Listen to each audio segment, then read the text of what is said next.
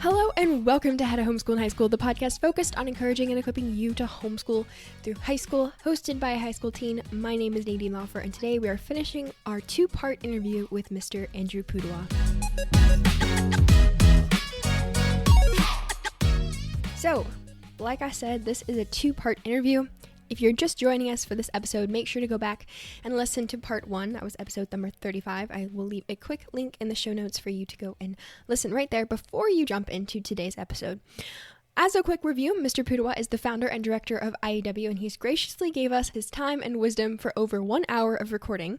So I split this episode into 2 parts. And today we're finishing our conversation talking more about speech and debate, social environments for high schoolers, dual enrollment, and so much more. So let's just go ahead and get right into it. I wanted to also talk about, you have another curriculum kind of intro to public speaking, I think? Yes, for kind of more high school students. You talk a lot about speech and debate and public speaking. Why is that? Do you think that's important in the life of a high school student? Oh gosh, today more than ever, because most people, when they have the freedom to do so, they start getting drawn into social media. They start listening to the sound bites that, millions of people are creating. And what happens to most people is they become narrower as a result, because the algorithms will push you directly to just those things that you want, that you would agree with, and you're not being confronted with ideas that are outside your relatively narrow view on everything. And so while the internet has made the world bigger in some ways, it's made many people's world smaller. I remember, of course, I know you can't conceive of such a thing, but maybe your grandparents, I grew up, there was no internet. There were no computers at home. We had a newspaper and we had a few TV stations, but I remember reading the newspaper, and I was always interested when I was, 16, 17, in the opinion column, because there you would have on one page of a newspaper, 2 very different opinions about something, in the world. And I remember I appreciated that idea and being challenged with the opposing view. And now people are they're not only unwilling to be challenged with an opposing view, they're unwilling to even tolerate its existence. And so there's this animosity that people have towards anyone who disagrees with them about anything. Of course, this is profoundly unnatural. It's not at all about what it means to be human. And I would say that, kids getting involved in speech and debate, especially when they have to articulate opinion and then receive some type of feedback or criticism or response to that opinion, that's a tremendously important thing to undergo. And so, we did at IEW create, together with the NCFCA Debate League, a debate curriculum. We've passed it on to them. We don't sell it directly anymore. But the speech boot camp was a product we had for a few years, and I was trying to, just get people into that world. Like, what is a persuasive speech? What does that even mean? And then that was kind of old and it wasn't complete. And when we had a chance to make it into a full 12-week course and flesh it all out, I was just so grateful to have the means to do that, because, as we can go back to Francis Bacon, speaking makes the ready person, and ready meaning facile, ready meaning having the ability to respond in a respectful and appropriate way, rather than just screaming out, you're stupid, you're wrong, you're evil, which is what you hear a lot of people doing in the world today. And I think it's tough. It's tough to be a young person, have an opinion, and have the facility and the courage to state that opinion, because no matter what your opinion is, even if it's as mundane as pineapple on pizza or not, someone's going to hate you for having that opinion. Are you ready to deal with it? Mm, Or are you going to just, hide and say, no, I'm going to only talk about pineapple on pizza with people that I know already like pineapple on mm, pizza because I don't want to have to endure any, criticism or harsh emotional trauma as a result of someone hating my position. And you can extrapolate that into things that actually mean something and do make a difference in the world. mhm. And we can't raise fearful children. We can't raise fearful young adults. You guys are the future. You're going to have to stand up for what's true and right and just, and be tough, tougher than Mm. any other young people in the last 100 years, probably. Yeah, yeah. And I think whenever we are presented with an opportunity to kind of talk about our beliefs, we have to face like, why do we actually believe them instead of just accepting other people's opinions? Like, actually, why do I believe this to be true and how can I support my belief of this thing? So, yeah, there's a lot of, I wish I would have known about speech and debate earlier because we really didn't know anything about it. That's one thing in our homeschooling community that is lacking. We do not have anything like that here. So ever since we were at Hacking High School and you talked about speech and debate, I've been pushing my mom to, I don't know, instigate something in our community to start something with my sister being in ninth grade only. So do you Yeah, have, well, there's lots of resources available to help her do that. And I would just say, definitely she can. When I first wanted to do speech and debate with my kids, this was back in 2003, 2004. Um, we were in California. The closest speech club was 90 miles one way. There's no way we were going to drive that every week. yeah. And so this other homeschool mom and me, we just said, well, we want a club, we're going to start it. And we bought, introduction to, it was a policy debate course, and we had no idea what we're doing. We got four kids together. We went to the first tournament. Our two teams lost every single round. We came back, rethought. I continued that for 6 years, and then that's what I made the speech boot camp, was to kind of make something for my California community because we were leaving and moving to Oklahoma. But turns out one of my students ended up winning team policy nationals one year. So, Wow. so you can start it. You don't have Mhm. to know everything. You can learn as you go. Lots and lots of people want to help you. And it is really, as you probably heard me say, kind of the best social environment I Mhm. have personally experienced for teenagers anywhere. And why do you think that is, that it's has such a good social environment? Well, you know how people in that age group, 14, 15, 16, 17, they, they kind of are afraid of not fitting in.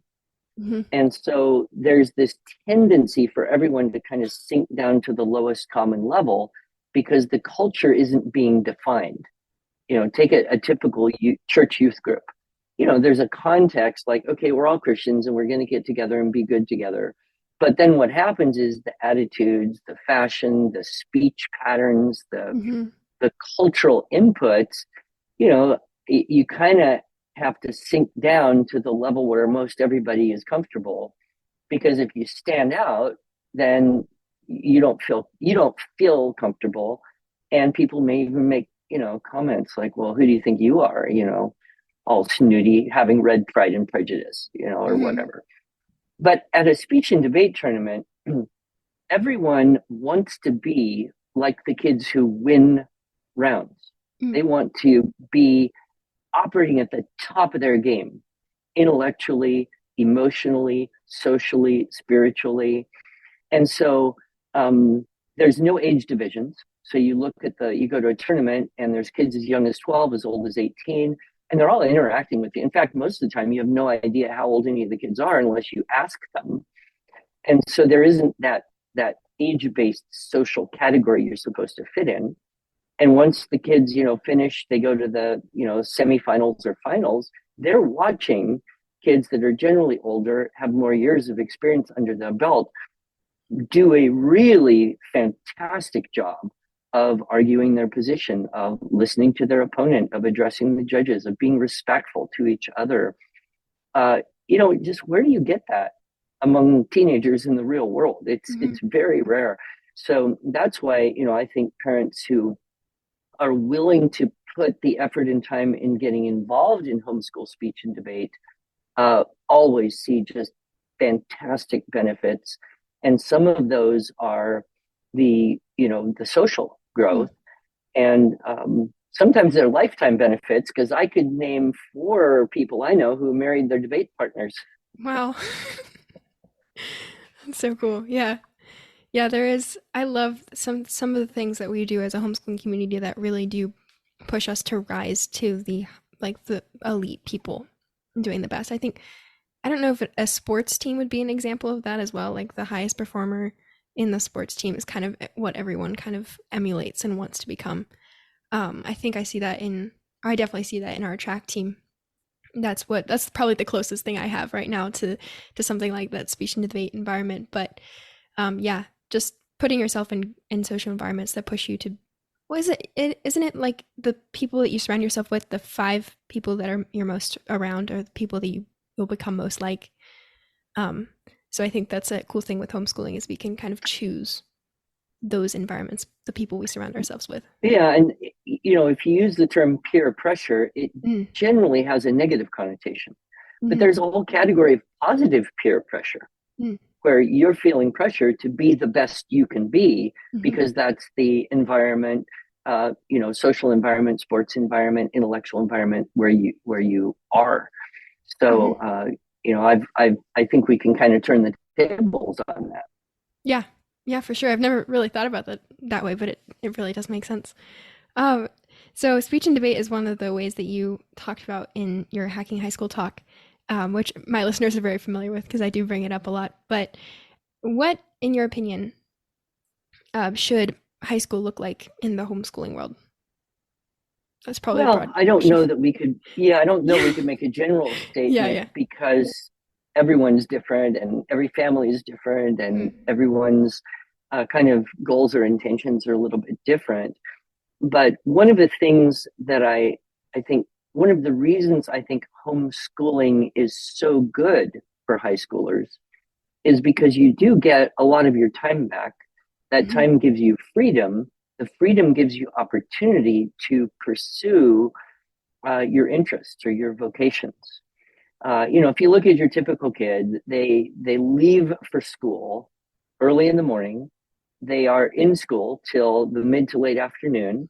If they want to do one extracurricular activity like, sport, or they want to be in a club, that's taking, more of their afternoon time. And then they have homework to do at night. And then, they're exhausted. So the boys want to play some video games. The girls want to scroll social media. They don't sleep enough. And so they wake up the next day and they're exhausted when they show up for an 8:15 a.m. class. That is just not a healthy lifestyle for anyone. And what we see very clearly from the homeschool world is you can accomplish a whole day of school, the same amount of academic activity or inputs, or however you want to measure it, in half the time or less, right? You can accomplish in 2 or 3 hours of focused study at home what most kids will have to stretch out over 6 or 7 or more hours in a day. So that gives you 3, 4, or 5 hours of time. So let's say you have a calling toward art. Well, you can put in a few hours a day developing your art or your music or your athletic ability or your a side business, starting a little side business. Or you can go and study something that you never get a chance to learn in school. And you could even enroll in college classes and get credit for that thing. And so let's say you want to be a pilot, and that's going to take a lot of time and a lot of study, and you're going to have to work to make money to pay for the hours in the airplane. But you can do it. I know a kid who just got his pilot's license at 15. You can actually you can legally get a pilot's license before you can legally get a driver's license in most places. I find that kind of concerning, but not really at the same time. I don't Well, know. if you're trained, well, let's back up and look at the whole idea of teenager, Hmm. right? It's a new concept. Go Hmm. back 200 years ago, you were either a Hmm. child or you were an adult. Hmm. There wasn't this, 4 years of adolescence where you have to coddle people because they're still emotionally immature and you can't Hmm. expect or demand too much from them. But then they want to be grown up and have all these privileges. And so, this idea of teenager and high school the way we do it, and then the extension really of that whole period of irresponsibility and immaturity that we allow lasting into college, that would never have gone over back in the world where people had to work to survive, pretty Hmm. much all the time. So I think what teenagers actually want more than anything else is real, honest to God, meaningful life and death responsibility. Hmm. That what I do matters. And in a way, schools are just contrived to make that hard, if not impossible, from ever occurring. And so when I, give that talk hacking high school, one of the last things I say is, look at what can be a real thing in the world for these kids. Okay, community service with adults, working on a political campaign, as I mentioned, for a real cause that you can support. And you don't have to believe 100% in everything, but this guy's better than the other guy in your opinion. You can do that. Or as you're doing, start a little podcast or a business or a ministry of some sort.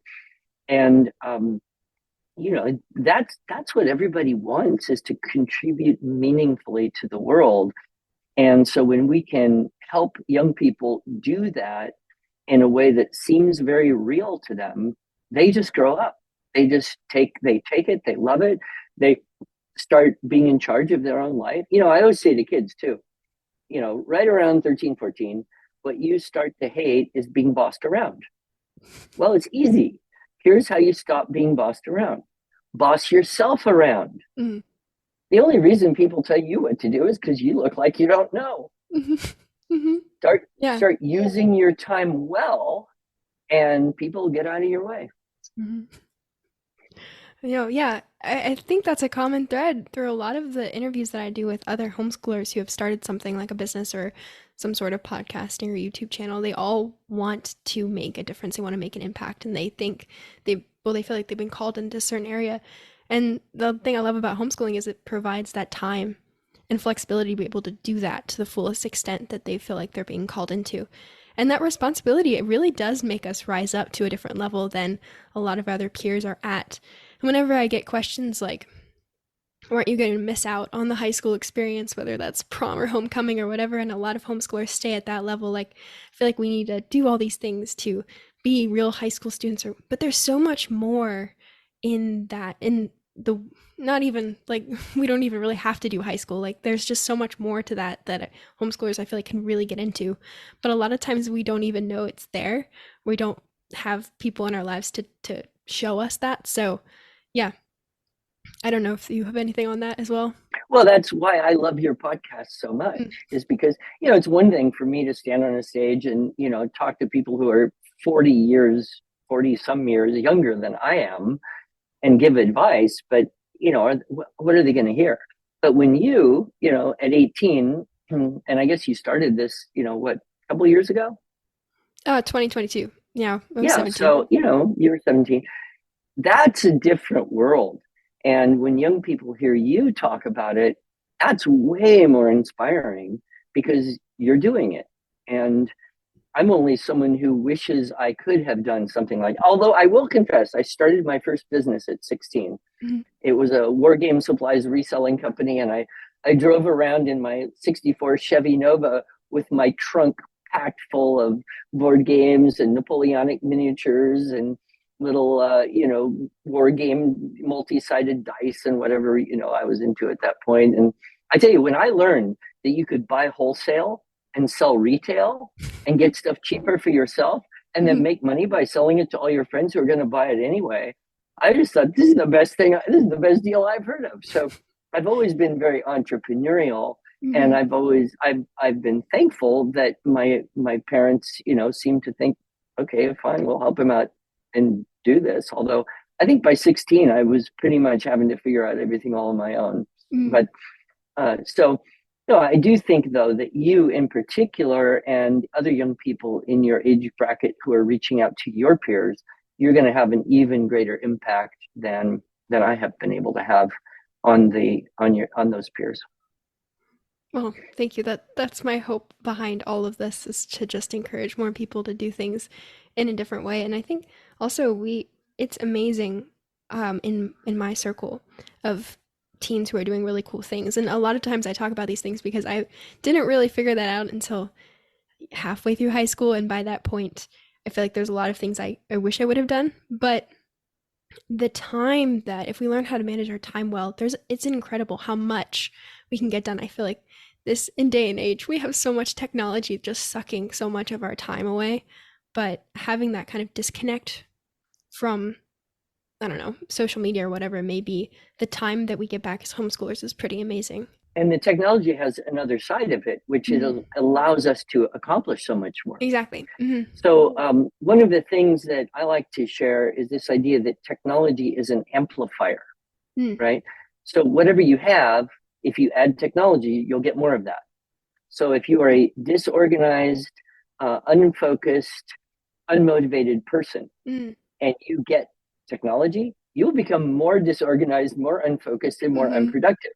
If you are a focused, organized, productive person, technology will make you more that way. Mm. And so that's why, it all goes back to character and habits of discipline. Yeah. No, I completely see that in my community. The people that are productive and disciplined, and they're very driven. Technology just provides them a platform to be able to reach more people and do more things. And yeah, it really that is so true. It's a good way to view it because sometimes I think we view it in the wrong way, um, and use it in the wrong way. So thinking of it as an amplifier uh, is pretty helpful. Thank you for sharing that. So you talk a lot about dual enrollment as well in the life of the homeschooler.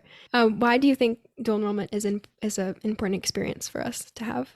Pretty much most everyone knows that the first couple of years of college are just repeating high school Hmm. because most people in high school remember so little from the classes they took. And so, it, in terms of rigor, it's not much different. If you take chemistry at a high school or if you take chemistry at a college, it's pretty much the same chemistry. It's beginning chemistry. The difference is in high school, they'll like stretch it out over a whole year. And in college, they may compress it into one semester, which is why high school kids may take 7 classes, but college students would only take 3, maybe 4. Um, so, there's no reason not to do the class that you're going to do and get the college credit for it, right? So, I mean, that's one reason. Another reason is you save a tremendous amount of time by not doing the same thing twice, but Hmm. you also save a lot of money because most all schools that offer dual enrollment options do so at a much lower cost than um, you have to pay if you're a high school graduate and enroll in the course. So you're saving a lot of money. Another benefit is, it's a online distance learning, it's remote. And so there you are, you're home with your parents. Hmm. And maybe you have a professor who gives you to read something goofy or says something goofy in a lecture you listen to, or says, go watch this video. And you think, well, that doesn't quite fit my understanding of reality. Who are you going to talk about that with? Well, if you're at home, you probably talk about it with your family, mom, dad, grandpa, a sibling. If you are living away from home in a dormitory with 1,000 other 18-year-olds, who are you going to talk about it with? Hmm. Well, you're not going to learn much from. I mean, what can a whole building full of 18-year-olds learn from each other? Generally it's synced down to the common Hmm. level. And there's also the tyranny of the majority. Like if most people think something, then if you don't fall in with the most people, you're going to be uncomfortable. So there's a really good book. I think you would benefit from it, from reading it hugely. Maybe you could even do a podcast episode. It's called The Coddling of the American Mind. And it basically is talking about the three great untruths that are taught both explicitly and implicitly on all college campuses, whether they're public, private, or Christian. The whole context is basically these three great untruths.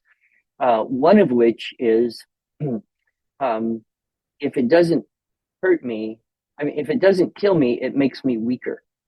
So anything that challenges my view, I'm going to be weakened by that. So how dare you publicly say something that could offend me? And that, the extrapolation from there. Another of these three great untruths is that everyone is either good or bad, right?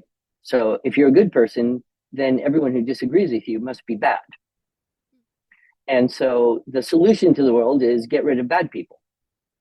Whereas the truth, of course, is the line of good and evil runs straight through everyone's heart, right? We have both, and we're not listening to each other. And so this, making of these, sudden judgments about people. So anyway, the book is a very good one. I won't go on and on about it, but I think you would enjoy reading it greatly. It's not particularly, the authors are not particularly Christians, so they are looking at it very objectively as to what's happening in the intellectual environment on these college and university campuses. And in a way, it might help inoculate you. I'm sure you're going to a good school and you'll hang out with only good people, but it's still in the air you breathe, no matter where you go. Yeah, for sure. I think I recently heard of this book in the last few days from a podcast episode I was listening to, but what was I going to say? And I lost it. Well, I'm not even sure what question you asked me and if I even answered that question, but I thought, this book would be a good one for everyone to get. So I threw it in there. You had said, what are some of the other advantages of dual enrollment? Well, for the homeschool mom, it's external accountability, right? So now you're enrolled in a class. You've got an instructor, you've got things to do, you've got papers to write or tests to take or both. And mom doesn't have to be the, bad guy, doesn't have to nag you about doing your work and administer the whole thing. And I think that's great because now it allows the parents to kind of be on your team. What can I do to help you? And the external accountability is going to cause the student to actually work a bit harder than a student might work if it's just mom or dad grading the paper or whatever. So there's that benefit. And then I think it's awesome when someone can enroll in university classes and take a class in something which they are actually interested in at a younger age. So if you go to a typical high school, you look at a typical homeschool high school curriculum, it's just the 7 subjects that everybody thinks they need on a transcript. But you look at a college catalog, wow, there's, principles of aviation. Whoa, there's, psychology. Whoa, there's nutrition. Whoa, there's sports medicine, introduction to sports medicine. All that stuff. And you might say, well, because I'm an athlete, I'm really interested in that. Or, because I want to fly airplanes someday, I could go and find out about that right now. Whereas if you're just doing the typical cliched high school curriculum, that's not going to come your way. So the catalog of options is so much greater. And so that's, opportunity. A third thing you'd say is, if you get into a class and you don't like it, or you get a teacher and he's making you do or read or watch stuff that you kind of just know this isn't really good for me, or it isn't good for anyone. You can drop the class and you don't lose a lot, right? Whereas if you go away to a school and you enroll in a class and you drop it, well, you just lost what, $3,000 a credit unit or whatever you're paying, $1,500 a credit. that's expensive. So Yeah. you wouldn't drop the class. You just stay in the bad situation and suffer through it. Well, nobody benefits except, I guess, the bank account of the university because they keep your money either way. Hmm. So that is an option. I think you can choose and select and you know get direction and control your life better. Hmm. Yeah, those are all things that I've experienced as a dual enrollment student. I think I never had to drop a class, but I did have an experience with a teacher that, I don't know, it was harder to follow his lectures. It was a math class, so that makes it even harder if you can't follow along. But he wasn't like a bad teacher at all, but I just had a hard time keeping up. So learning how to do that self-learning, sometimes I have to go to outside sources and figure out how to understand the concepts, contact other people, ask them questions, or but those type of experiences that I probably didn't have to have early on in high school because I had access to the best of the best teachers, which I was very grateful for. But having that experience as well and outside accountability, yeah, that it definitely has a different level of intensity whenever it's a homeschool environment because, yeah, but my mom and my dad, like whenever I had a problem or something was going wrong, or I didn't get the grade that I needed or whatever, what they were there to help and support me and kind of guide me through the college before I even get on campus next year. I already have like a semester done. I feel like I've been my freshman year already, which is a great advantage that I always tell my friends, like, you should do this because you not only that, but learning from the freshmen on campus, learning from their mistakes, learning what bad teachers they had, and learning from their successes and asking them questions on. I would see someone that was doing really well, and I'd go up to them and say, "Hey, how do you structure your day so I can do that as well?" That was a benefit I never thought I was going to experience until I actually did, and I was very grateful for that. Love it. So I also wanted to ask, what you've taught a lot of students, you've met with a lot of homeschoolers. What is your best advice specifically for high school students? I think the advice that I would generally give to young people is choose your friends very carefully. Mm. And there will be two categories of friends that you choose: living friends and dead friends, right? How do you have a relationship with dead people? You read, you read. Choose your reading well. And I'm not saying never read for just, pleasure and recreation, but challenge yourself to read things that do require effort. Try to balance out your reading. C.S. Lewis had a rule that I heard. He didn't tell me personally, but I have heard people say this is C.S. Lewis's rule: read one old book for every new book, right? So that you keep a balance. And I've tried to practice this in my own life. So if I, read a book that's recently come out, it's usually nonfiction because that's what I'm more inclined to read nonfiction in my areas of interest.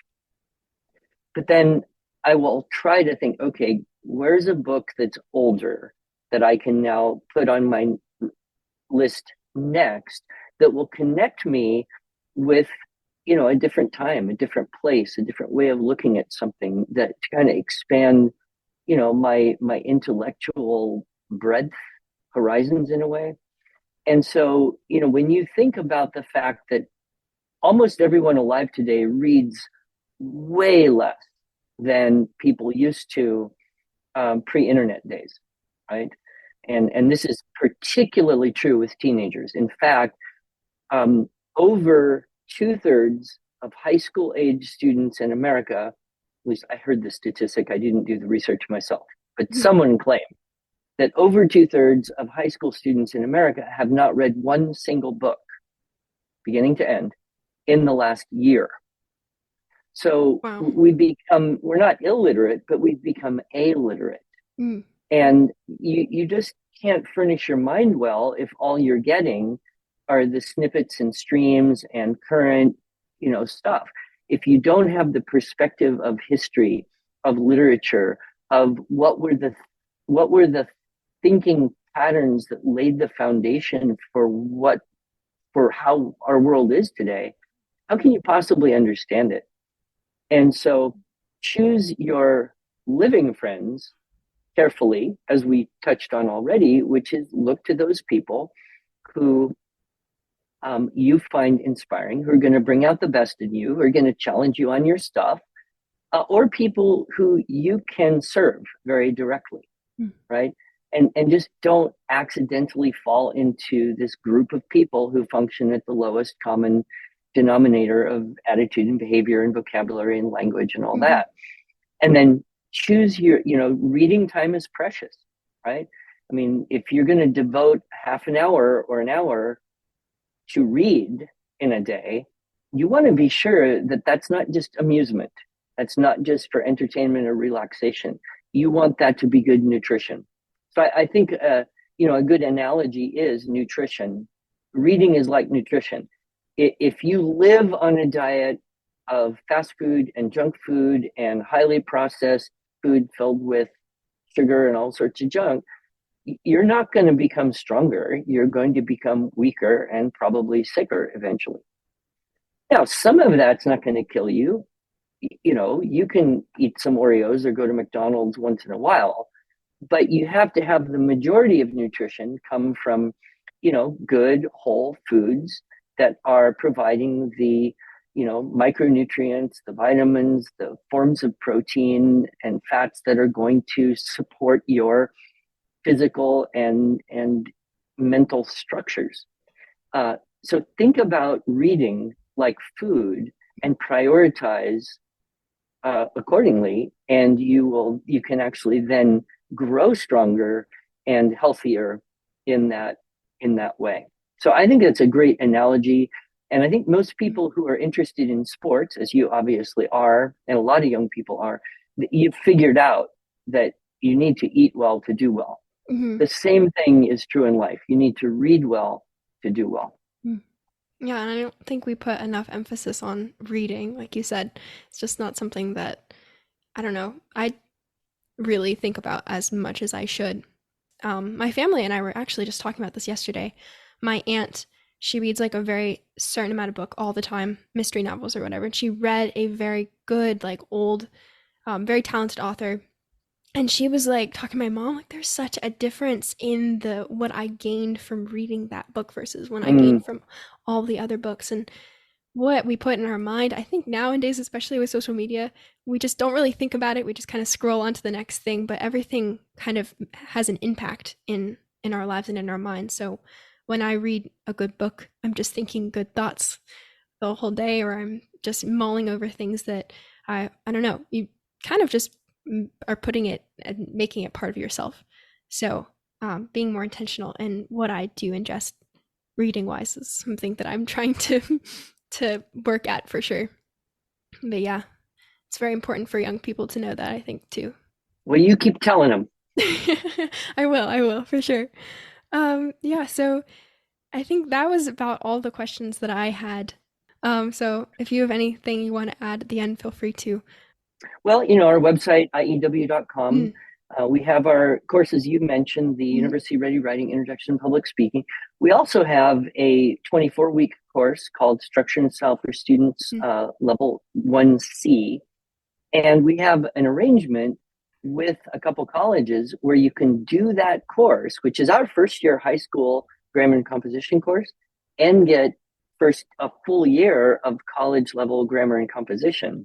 Wow. So anyone who's interested in doing that,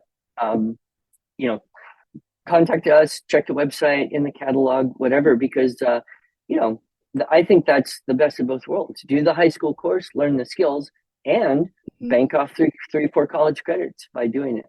Yeah, I had no clue. That's a really cool. It's a new development on our side. So yeah, that's about it. And if people want to, follow me on Facebook or Instagram, or I'm even on TikTok, trying to give little words of wisdom here and there, and we'll be happy to meet any of your followers if they happen to end up at a homeschool convention or a seminar that I'm at or something like that. So thank you so much. Sure. Thank you so much. And I'm sure my listeners will be blessed by hearing your words and following you on Instagram and all of that. So thank you so much for sharing that as well. It's been a pleasure.